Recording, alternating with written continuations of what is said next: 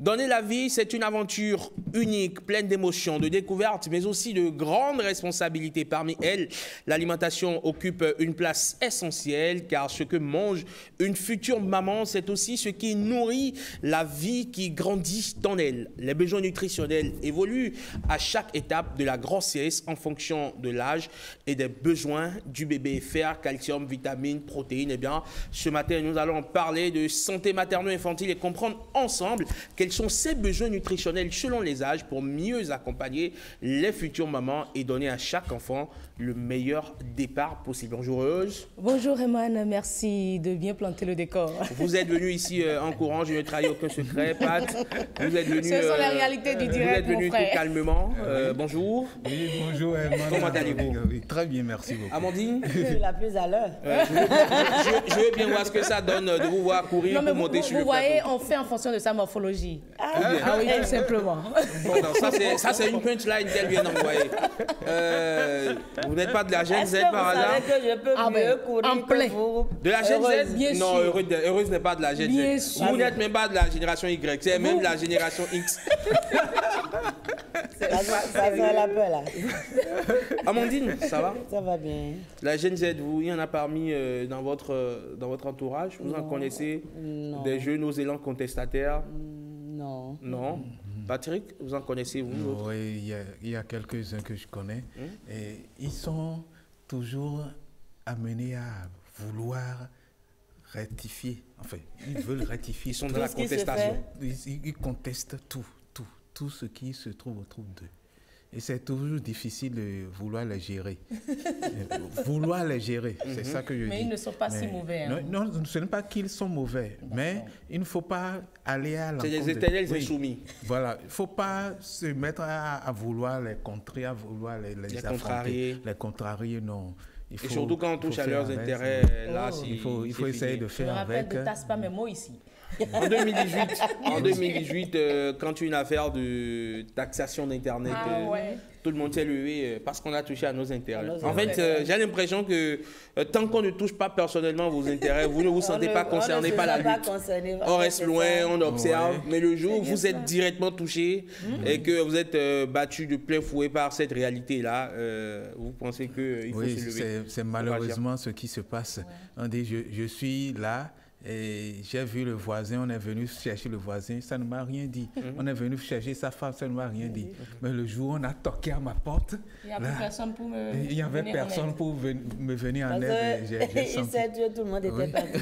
Comme l'a dit quelqu'un, il faut casser les omelettes, il faut casser les œufs quand on fait des omelettes. Oui. Vous acceptez cette assertion jusqu'au jour on casse vos œufs pour faire des omelettes à quelqu'un d'autre.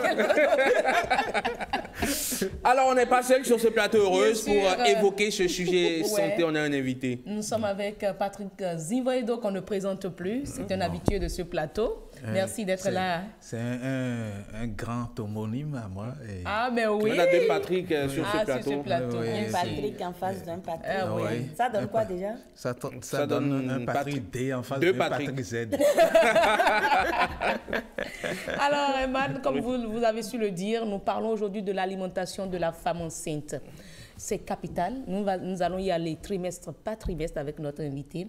Mais d'abord, nous allons suivre ce reportage que Yasmine et Amandine, Yasmine Damata, a eu le plaisir de nous réaliser.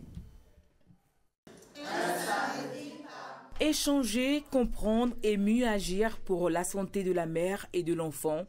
C'est tout le sens de cette causerie initiée autour du thème « Grossesse sereine et si votre santé joue un rôle ».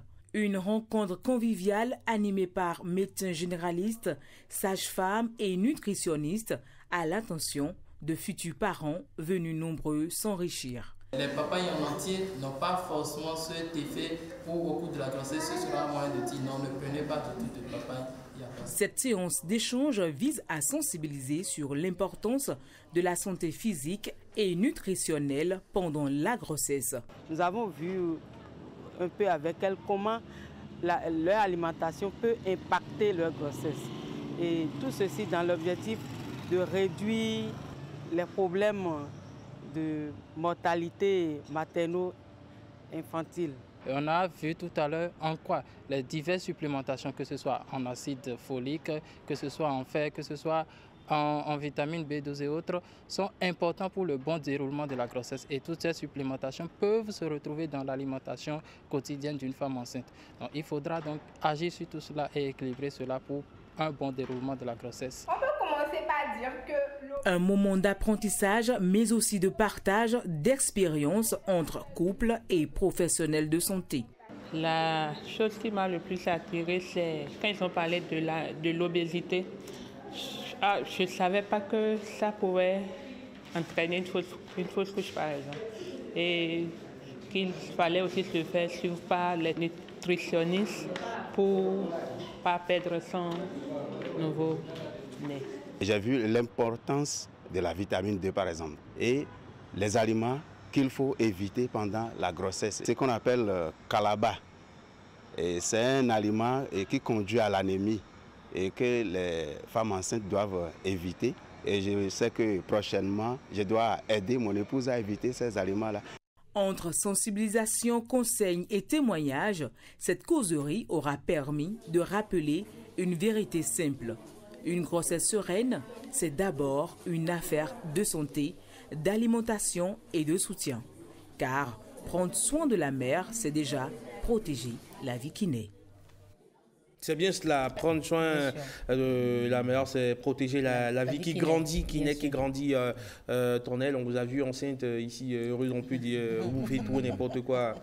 Vous prenez 250 kilos qui repartent, qui s'évaporent dès lors que vous accouchez. Imagine heureuse avec 250 kilos. Mais franchement, quoi. Non, mais tout le monde sait que quand heureuse tombe enceinte ici, bon, rien ne change en tant que tel. Amandine, vous confirmez? Je confirme. Rien ne change en tant que tel. On me signale dans l'oreille que lorsque vous tombez enceinte, le premier signe indicatif, ce sont vos popotins qui deviennent généreuses. Mesdames et messieurs, nous sommes sur ce plateau et comme je vous l'avais annoncé, nous sommes avec notre invité, le nutritionniste diététiste Patrick Zivoedo. Alors Patrick, pourquoi l'alimentation de la femme enceinte est aussi cruciale? Alors, l'alimentation de la femme est cruciale parce que l'aliment... La femme enceinte. La femme enceinte plutôt, la femme enceinte. Parce que l'aliment joue un rôle très important au niveau des cellules. D'accord. Parce que ça va directement vers les cellules. Et quand les cellules reçoivent les types de vitamines, des protéines, alors le processus, le métabolisme se fait naturellement. C'est pourquoi tout à l'heure, le médecin disait, il faut la vitamine D, c'est très important. On a ce problème à tout moment, même déjà à 50 ans, si tu n'as pas un bon taux de vitamine D. C'est pourquoi beaucoup de femmes, parce qu'il y a la ménopause, andropause, il y a ce problème de fatigue, des courbatures, des problèmes d'articulation, parce que les muscles n'ont pas retrouvé les types d'aliments qu'il faut, tels que la vitamine D, le fer, le magnésium, le calcium et aussi d'autres minéraux dont la femme enceinte en a besoin en permanence pour bien réussir. Au cours de nos échanges, nous allons essayer quand même d'aider, parce que même moi encore, quand on dit vitamine D, je ne commence pas à chercher dans quel aliment on trouve, dans quel fruit et tout. On va y aller en donnant les apports nutritionnels, les éléments nutritifs, dans quel aliment on peut les trouver. Lorsque vous parlez de vitamine D, on retrouve ça par exemple dans quels fruits, dans quels légumes? Alors, laissons les fruits, rentrons dans les... Je prends par exemple l'œuf de caille, le jaune d'œuf de caille. Ah oui, l'œuf très de riche, caille. Oui. Très riche en vitamine D. Les huîtres, en fond il y a d'apin, c'est très riche en vitamine D. Observez bien les femmes qui sont sur les fleuves là, Soava, Canlevier, elles n'ont jamais ce problème. Parce qu'elles consomment ça, elles sont en contact. Au quotidien. Il y a l'escargot. C'est seulement dans l'œuf de caille qu'on a la vitamine D ou bien non, il y a l'œuf de caille, il y a l'œuf de pintade. Et notre poule que nous c'est hormones. consommons. Ça c'est des hormones. Ça n'a pas de sens. C'est vide, c'est rien. Il n'y a rien là. Oui, pareil. Certains ont même dit que c'est le blanc d'œuf qui est plus riche que le jaune d'œuf. Moi, je sais pas si c'est vrai. C'est que vous venez de remettre en cause presque 25 années de ma vie en seulement... On ne finit jamais d'apprendre. En seulement 30 secondes là. On ne mangeait que le jaune. Moi, je mange des œufs de poule presque tous les jours, limite. En te disant que tu te nourrissais de... Non, vous imaginez à quel point je suis choqué d'apprendre ce matin que c'est vide. Ce n'est pas si vide en tant que tel. Non, vous pouvez renforcer ça par Voilà. d'autres nutriments. Quand vous faites par exemple l'œuf de poule, frit l'œuf de poule, vous pouvez renforcer par des légumes. D'accord. Et là, vous bénéficiez, au lieu de prendre du mayonnaise. Non, déjà, je ne prends pas de mayonnaise. Voilà. Trop gras. Avant, on parlait de légumes, carottes, poivrons. Donc, quand il s'agit des œufs, il faut se faire recours aux légumes à eau. Notamment, il y a l'aubergine, il y a courgette, il y a aussi le potiron, il y a le concombre. Donc, quand on coupe là-dessus, ça favorise l'absorption et les cellules reçoivent directement les protéines et ça joue son rôle. Mais quand tu prends œuf, mayonnaise, pain, c'est pas ketchup, alors tu es dans l'au-delà. C'est le combo idéal pour certaines personnes. C'est rien. Non, c'est vide. C'est vide. C'est vide. D'abord, ça subit une température sur le feu, donc il y a déjà moins de vitamines. Donc, mais là, il faut renforcer ça par les légumes frais que tu peux sauter légèrement et là, tu manges bien. Oui, bon, nous avons compris avec plusieurs années d'émissions santé qu'on mange beaucoup plus pour nos papilles gustatives que pour la santé même. Mais d'autres vous diront qu'on n'a qu'une seule vie et qu'on ne va pas la passer. On va pas la passer à se faire des privations. Voilà. Ah mais non, mais je suis pas. Mais à force d'écouter... On a dit ici qu'on mange trop et c'est là notre souci. Finalement, on a presque tous les jours. C'est ce qui est hier, c'est qu'on mange trop. Aujourd'hui, c'est que l'œuf, c'est pas bon. Demain, ça se trouve, on nous dira que boire beaucoup d'eau, c'est dangereux. Non, pas. J'ai l'impression que jusqu'à vendredi, Patrick Diosso va descendre de ce plateau. Stressé, hautement stressé. Non, parce que depuis hier, on remet en cause tout ce qu'il a comme habitude alimentaire. Oui. Il dit oui. Non, de toute façon, je ne mangeais pas beaucoup. Donc, hier, ça ne me choquait pas. Aujourd'hui, on parle d'œuf qui a vitamine V vide. Alors que souvent, c'est l'œuf de poule que tout le monde mange. C'est le quotidien. Là, maintenant, les producteurs d'œufs de caille peuvent se réjouir. C'est ce qu'on doit en fait consommer au maximum. Vous savez, allez au marché, prenez l'œuf de poule. De source naturelle. Prenez l'œuf d'aujourd'hui, comparez. Ah oui, il n'y a pas comparaison, franchement. Donc, quand on a la possibilité de prendre l'œuf naturel, c'est bon. Voilà, mais naturel au moins 3 fois par semaine. Parce que l'œuf, c'est une protéine, ça nourrit les muscles. Mais tu ne mènes pas une activité musculaire. Donc, quand tu ne mènes pas une activité musculaire, il y a les réserves qui sont là.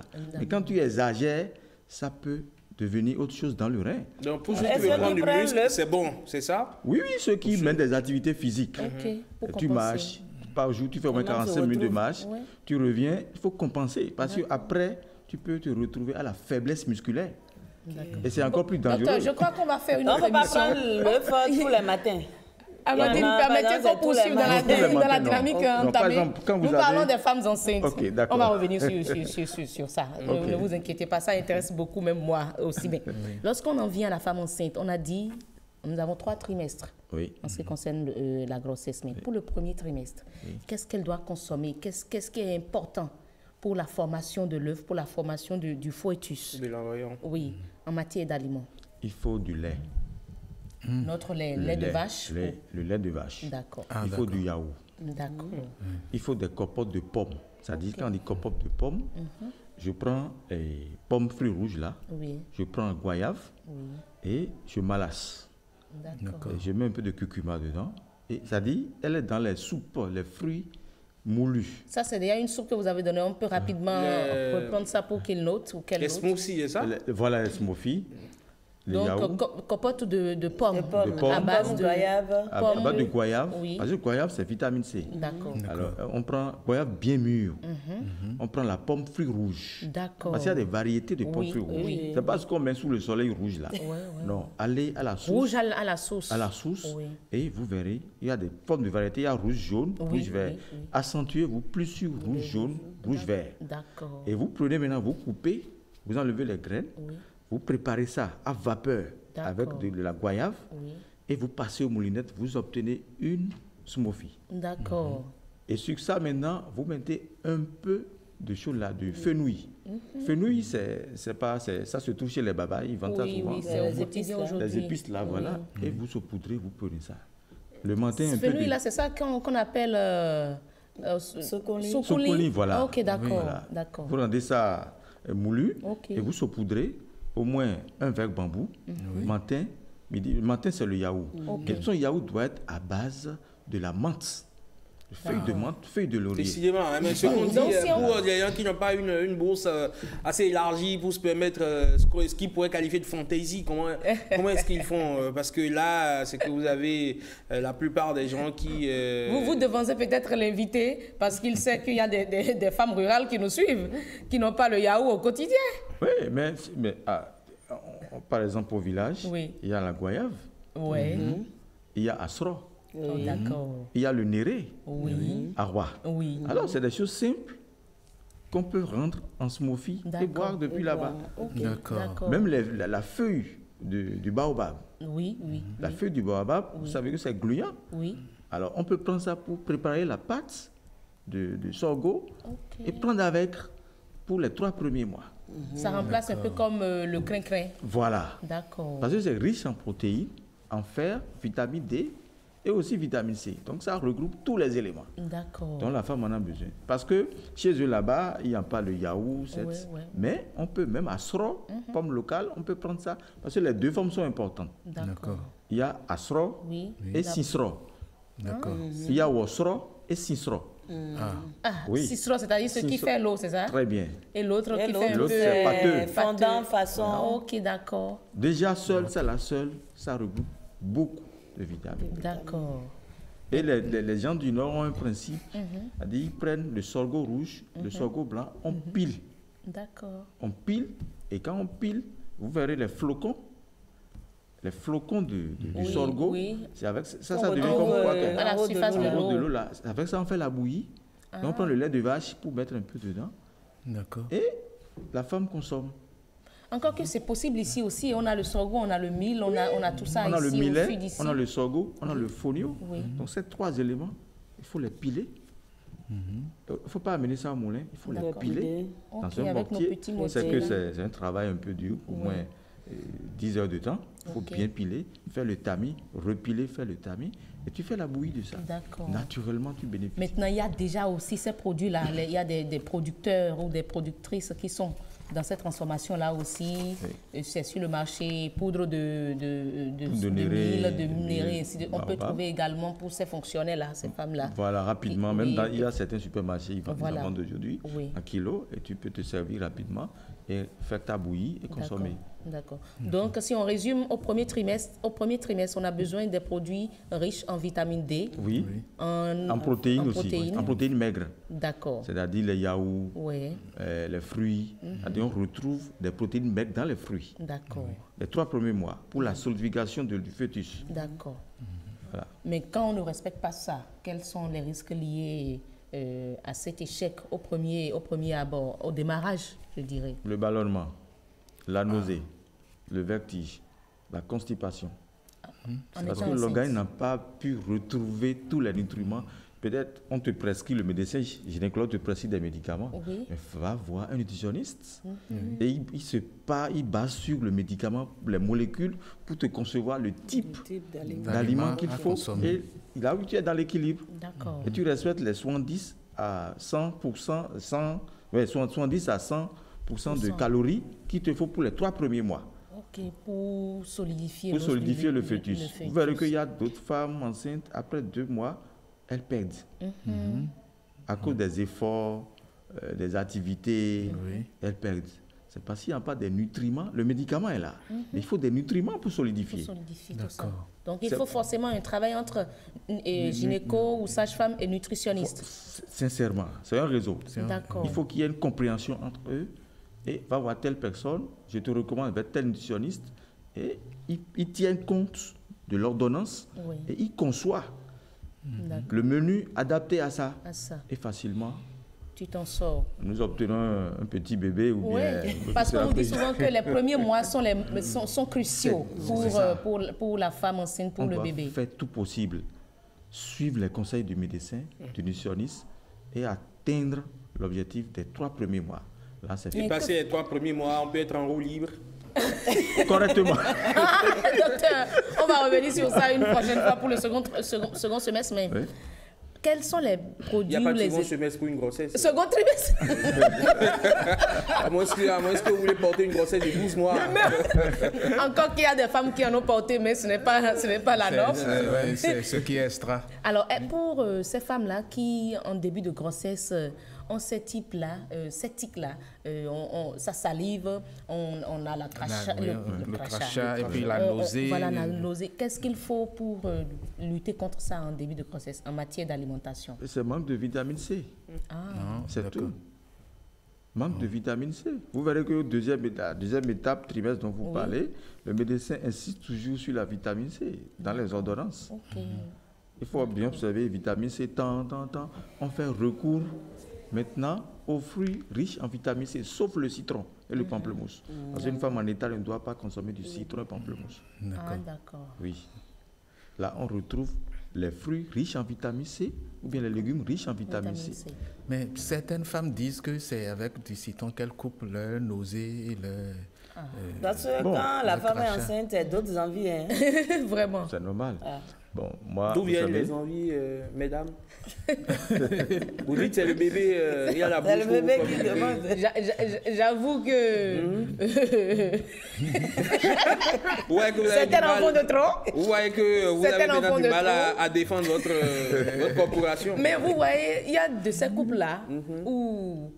La femme, c'est la meilleure période pour elle d'obtenir tout ce qu'elle veut. Et de se venger. Le bébé veut fouiller le téléphone, veut vérifier les messages WhatsApp, donc, pour pouvoir se calmer. Le bébé veut le bruit de la pluie sur le toit. Alors, docteur, on poursuit. Donc, on a besoin de la vitamine C pour éviter ces nausées en début de grossesse et les manques d'appétit. Les manques d'appétit. D'accord. Par exemple, la mangue maintenant contient de la vitamine C. On peut consommer la mangue. On peut faire smoothie de mangue. D'accord. On fait smoothie de mangue avec un peu de l'infusion de céleri ou bien l'infusion de menthe. Oui. La menthe ne coûte rien, à peine 300 francs. Tu fais son infusion. Tu prends comment on appelle la mangue gouverneur ou bien la mangue hérisson. Et tu coupes, tu fais son smoothie, et tu mets ça dedans, et tu consommes. Ou bien tu prends du tamarin, le tamarin, vous savez bien, avec de la menthe surtout, un peu de miel, et tu bois ça. C'est fini. Mais vous avez dit qu'une femme enceinte ne peut pas prendre du citron ni les pamplemousses. Mais le tamarin aussi, quand même, c'est un peu acide. C'est pourquoi j'ai atténué par la menthe. D'accord. Oui. D'accord. C'est atténué par la menthe. Donc ce n'était pas pour des considérations gustatives. Non, pas du tout. C'est une composition homogène pour permettre à la femme, parce que la menthe lui permettra de digérer. Et ça dit que la femme enceinte peut utiliser également le citron atténué par la menthe ou c'est d'office proscrit? C'est d'office proscrit parce que, excusez-moi, j'ai mon grand-mère qui est sage-femme et c'est une personne âgée. Elle dit toujours il faut éviter de prendre du citron quand une femme est en état. Ça peut provoquer aussi le vomissement. D'accord. Ça peut faire détruire aussi le fœtus. Mais comment est-ce qu'elle fait face alors à la nausée? Oui, la nausée, c'est dû au manque de vitamines.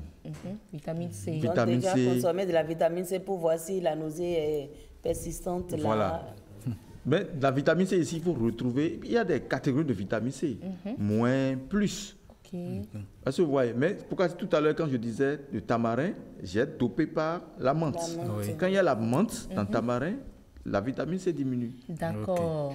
Donc, il faut une concentration de menthe peut-être, quand vous prenez le tamarin, vous divisez en deux. Vous prenez au moins 2000 litres d'eau, vous chauffez.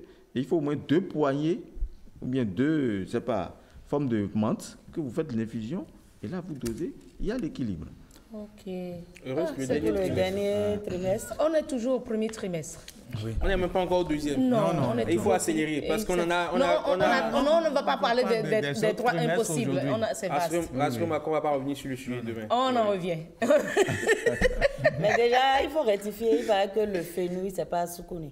Il paraît que c'est 2 épices différentes. Donc, on va chercher. Qui connaît le nom enfant ou dans une autre langue? Nous envoie ça sur nos plateformes. S6 de maison à demain sur le plateau de Bonjour le Bénin. Alors, je dis, professeur, est-ce qu'on peut récapituler ici sur ce plateau, lorsqu'on est au niveau du premier trimestre, pour solidifier le fœtus, pour éviter les nausées, les pertes d'appétit? Que faut-il très rapidement? Très rapidement, faire recours au goyave avec du pomme fruit. Vous faites son smoothie. Et si vous avez les nausées, faites recours au vitamine C. Et surtout, le tamarin avec un peu de menthe. Faites son infusion. Et il faut aimer plus les légumes et les prendre. Du yaourt, par exemple, de pommes locales pour ceux qui sont dans le Bénin profond. Et aussi un peu du néré, du tamarin, et ainsi de suite. Voilà. D'accord. Merci beaucoup pour toutes ces informations. Je pense que les femmes enceintes ont pris bonne note. Celles qui viennent évidemment d'avoir le arrêt. C'est un bus. L'application s'appelle comment déjà? Flo. Celle que Flo à qui Flo a notifié qu'elles ont des retards aussi. De 24 heures. Allez. Ça encore, il y a espoir. Elles savent désormais à quoi s'en tenir en ce qui concerne leur alimentation prochaine. Parce que plus rien ne sera comme avant. Allez, on vous souhaite beaucoup de courage dans cette période. C'est aussi une période de bonheur parce qu'on apprend à redécouvrir son corps. On apprend à fonctionner autrement. Il faut la vivre intensément. Il faut la vivre intensément et profondément. Merci, M. Zinvo, et de vous passer une excellente journée du mardi. Merci. Et à très bientôt par ici sur Bonjour le Bénin.